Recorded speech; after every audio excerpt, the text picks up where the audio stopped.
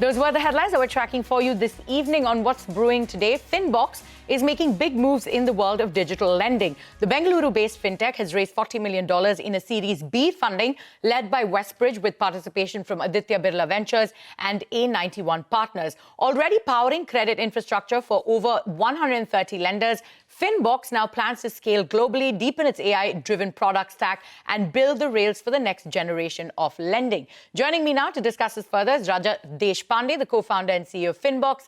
Raja, thank you so much for taking time out and being here with us on Startup Street. You know, you are a B2B credit infra firm, right? If you could sort of take us through the kind of solutions you have on offer and the gap that you're trying to address.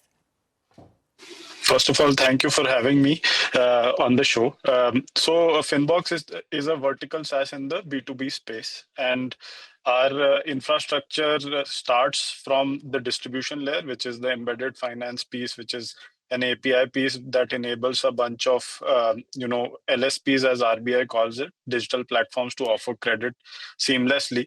And as we go down the value chain, we have data products like a bank statement analyzer plus account aggregator piece.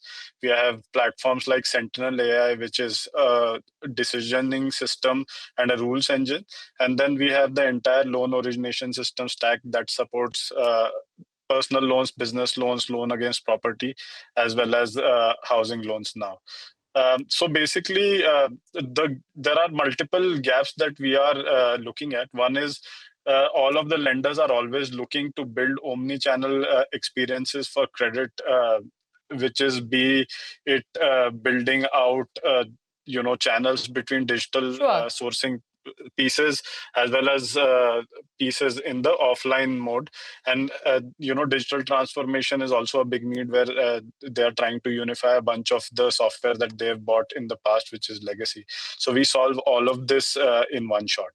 All right. And, you've got over 130 large clients already on board, right? So what kind of demand are you seeing, from banks, NBFCs and fintechs now? So as everybody knows, lending saw like a weak last year's festive season. But then there was a huge bounce back, that started off sort of mid this year on the personal loan space. And then the MSME credit unsecured piece has followed. And as the government has eased, sort of reduced GST, the consumer credit piece we are seeing, take off fairly spectacularly. And we are seeing innovation in the kind of, credit products people are creating.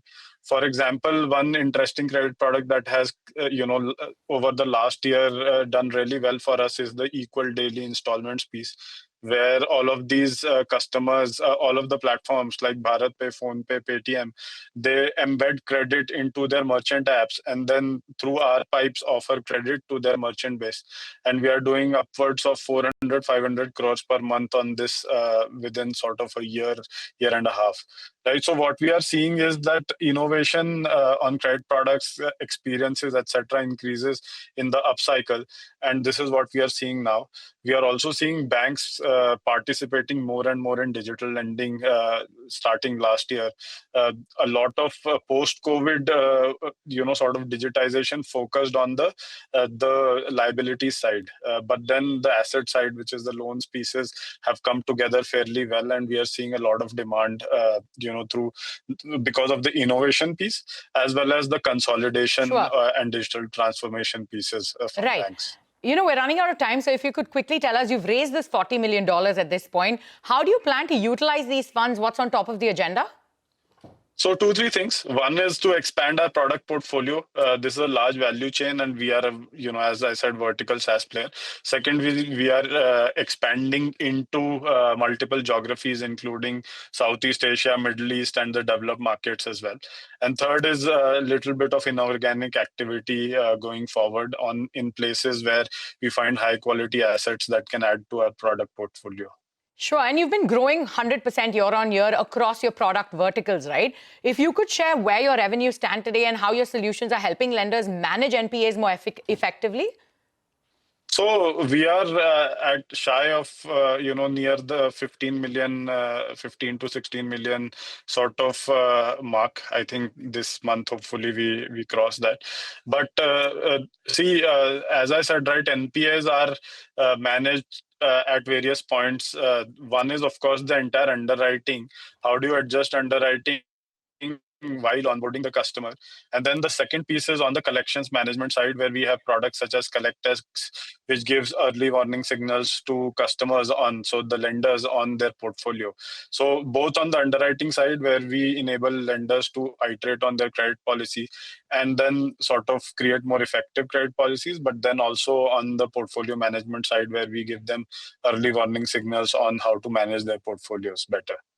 Right. And you've That's also how spoken we. about international ambitions, right? So Yes. when it comes to expansion, what kind of geographies are you eyeing globally? So we are starting out in the emerging markets. So we are starting out in Southeast Asia. So we are already doing work in Vietnam and Philippines, and a little bit in Indonesia also has started.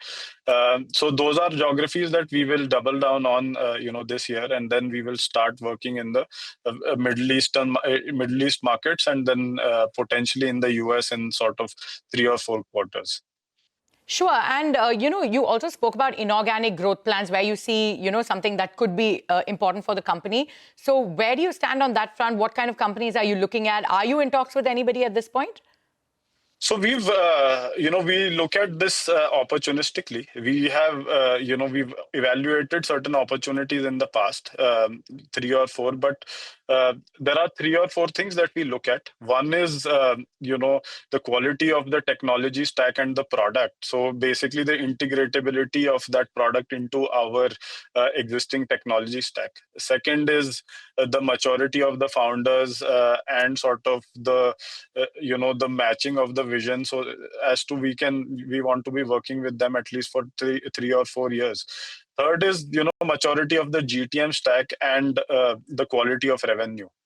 So basically that matters, because in B2B a lot Sure. of companies have services revenues which are not recurring, which obscure the true sort of quality of the business.